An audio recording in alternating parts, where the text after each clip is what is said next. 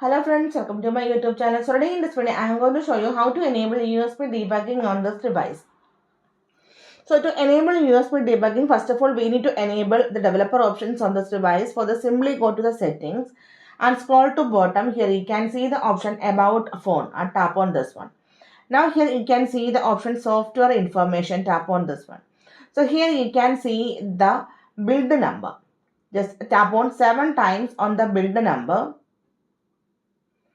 You can tap on OK. Now you can see developer mode has been enabled.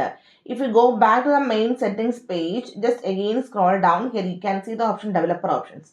Now the developer options is enabled in this device. If you scroll down, under debugging section, here you can see the option USB debugging. But you can see it is not able to enable this option.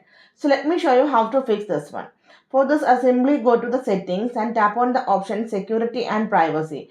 So here you can see the option auto blocker. Just disable this option. Now go back to the developer options. Scroll down. Go to the USB debugging. You can see we can easily enable and disable the USB debugging. So simply in this way we can enable the USB debugging on this device. I hope you guys enjoyed this video. Thank you for watching. Thank you. Bye bye.